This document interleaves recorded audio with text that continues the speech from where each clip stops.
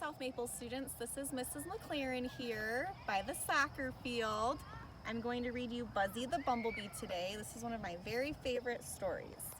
It was written by Denise Brennan Nelson and illustrated by Michael Glenn Monroe.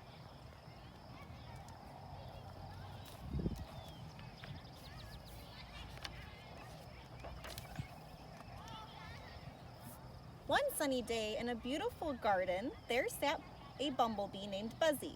His stripes were black and yellow, and his coat was rather fuzzy. Buzzy liked to fly like all bumblebees. He danced with the flowers and swayed with the breeze. He also liked to read and thought himself worldly and wise. So Buzzy was startled when he read, "Bumblebees weren't made to fly." He read it over and over. Bumblebees weren't made to fly, according to studies and research, and it went on to explain why. Their wingspan is wrong, and their bodies are too big. Buzzy was confused. He thought, "I am not a pig." Buzzy couldn't believe what he read and kept thinking, "Can these facts be true? I've been flying all this time, and I shouldn't have been able to."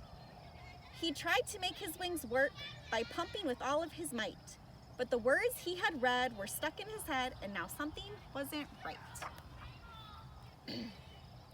Buzzy was stranded on top of a flower, longing to fly away. His heart still knew how, but his head had forgotten the way.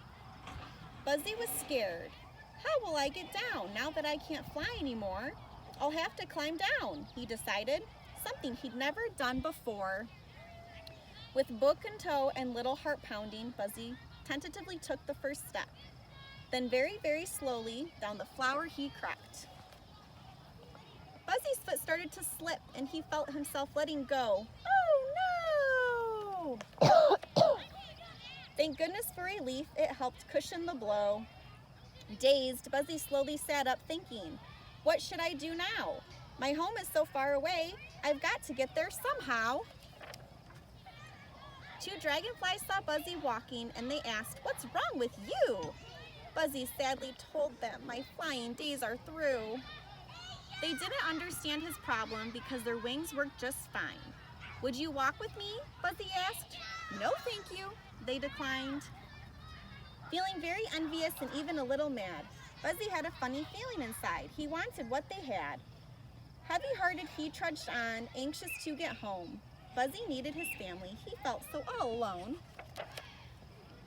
Just then Buzzy saw a stream and cried out in frustration, "Now that I can't fly anymore, will I ever reach my destination?"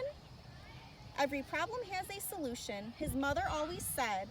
Buzzy had to find an answer. He'd have to use his head. At that very moment, a flower petal drifted by. It gently floated to the river's edge as Buzzy let out a sigh.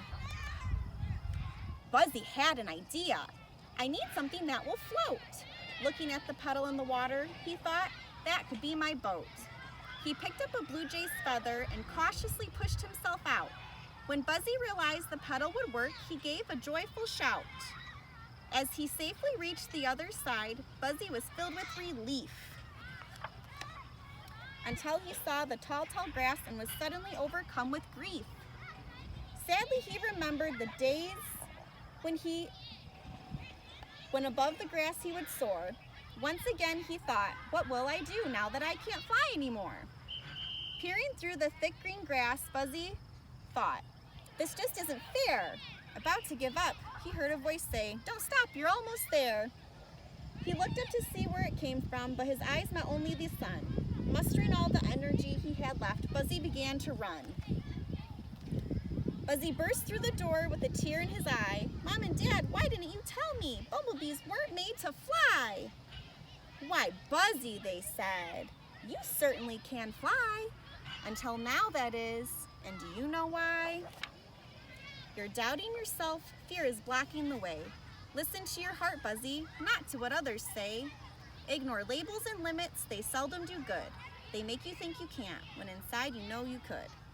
Buzzy thought about what they had said and knew his parents were right. It's belief in ourselves that helps us take flight. Quickly, Buzzy ran out the door and looked up at the sky. Bursting with confidence and desire, Buzzy shouted, "I want to fly!" Buzzy's wings fluttered and his spirit began to soar. Buzzy knew he would be all right. He would fly once more. And sure enough, Buzzy flew. And do you know why? By believing that he could, Buzzy was able to fly.